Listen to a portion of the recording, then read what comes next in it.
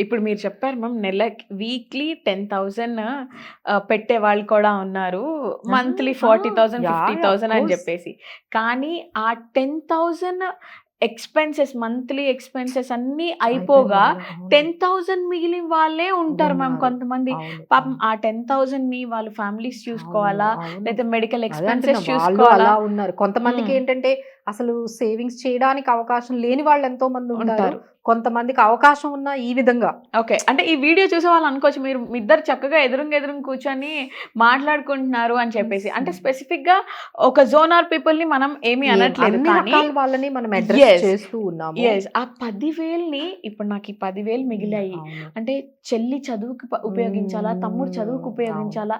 నా అవునండి. Higher higher స్టడీస్‌కి స్టడీస్‌కి. చేసుకోవాలా? అవును. అని ఆ 10,000ని అవును. 10 విధాలుగా ఆలోచించే వాళ్ళు కూడా ఉంటారు ఉన్నారు. మ్యామ్. అవును. సో, ఇప్పుడు నేను అడగాలనుకున్న క్వెషన్ ఏంటంటే, ఆ 10,000ని ప్రాపర్‌గా ఎలా అలైన్ చేయాలి? 10,000తో కూడా ఇన్వెస్ట్‌మెంట్ స్టార్ట్ చేయొచ్చా? కోర్స్ అండి. డెఫినెట్‌లీ. ఇదేంటంటే ఆహ్, మనం ఎంత ఎర్లీగా స్టార్ట్ చేసేస్తే అప్పుడు మీకు పవర్ ఆఫ్ కాంపౌండింగ్ అనేది జరుగుతూ ఉంటుంది. హ్మ్. ఎందుకంటే ఈ రోజొచ్చి ఒక 2 ఇయర్స్‌లో నా మ్యారేజ్ ఉంది మేడం 10,00,000 కావాలి. లేకపోతే మా చెల్లి మ్యారేజో లేకపోతే ఎవరి మ్యారేజో చేయాలి.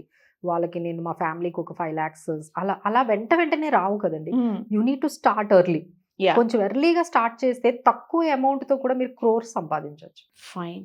సో, దేర్ ఆర్ 2 వేస్ అండి. ఐదర్ మీరు బాగా క్యాష్ రిచ్ అయినా ఉండి, ఎక్కువ సంపాదించి, ఎక్కువ మనీ ఉండాలి. లేదా మీకు తక్కువ మనీ ఉందనుకోండి, ఎర్లీగా స్టార్ట్ చేయాలి. హ్మ్. అట్ ద ఏజ్ ఆఫ్ 25 హుహుహు. నుంచే మీకు ఆ సేవింగ్ హ్యాబిట్, ఈ ఇన్వెస్ట్‌మెంట్ హ్యాబిట్స్ వస్తే definitely you can make a crore. మీరు ఫైన్. క్రోర్స్ అనేవి మీరు సంపాదించగలరు. బికాజ్ అక్కడ మీ దగ్గర ఉన్నది విలువైన ఆ టైమ్‌ని మీరు అక్కడ ఇస్తున్నారు. అంటే ఇప్పుడు మనం ఎంజాయ్ చేయాలి అనుకుంటే చేయొచ్చండి.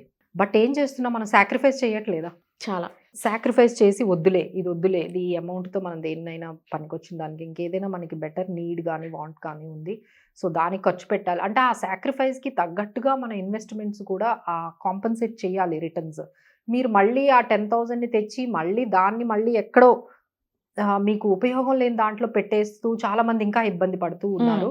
సో, అలాంటి వాళ్ళు డీవియేట్ అయిపోకుండా అంటే మీకు long term goals, short term goals ఉంటాయండి. షార్ట్ టర్మ్ గోల్స్‌కి ఒక రకమైన మనకి ప్రొడక్ట్స్ ఉంటాయి. లాంగ్ టర్మ్ గోల్స్‌కి ఒక రకమైన ప్రొడక్ట్స్ ఉంటాయి. సో, ఆ ఓకే. రెండిట్లో మనం ఆలోచించుకోవాలి. ఇంకా చాలామంది ఏంటంటే తక్కువ ఏజ్‌లోనే కొంచెం ఈ ప్లాట్లు అవి కొనేసుకోవడం, ఈఎంఐలకి వెళ్ళిపోతున్నారండి. So, we don't encourage. Hmm. మీరు ఈ పర్టిక్యులర్ హ్యూజ్ ఇన్వెస్ట్‌మెంట్ అంటే హ్యూజ్ రెస్పాన్సిబిలిటీస్‌కి వెళ్ళిపోయేటప్పుడు ఒక్కసారి ఒక ఫైనాన్షియల్ ఎక్స్‌పర్ట్‌నయితే సంప్రదించండి. మీ ఓన్‌గా ఎమోషనల్‌గా మీరు వెళ్ళిపోకండి. సో, ఫైనాన్షియల్ డెసిషన్స్ ఏవైతే ఉన్నాయో మీరు ఎవరైనా వచ్చి మీకొక ఇన్స్యూరెన్స్ పాలిసీ మీతో డిస్కస్ చేస్తూ ఉన్నారనుకోండి. Don't believe in them completely. హుహు. మీరు హ్మ్. బ్యాంక్‌కెళ్లారంటే అక్కడ 100 మంది 100 చెప్తారు.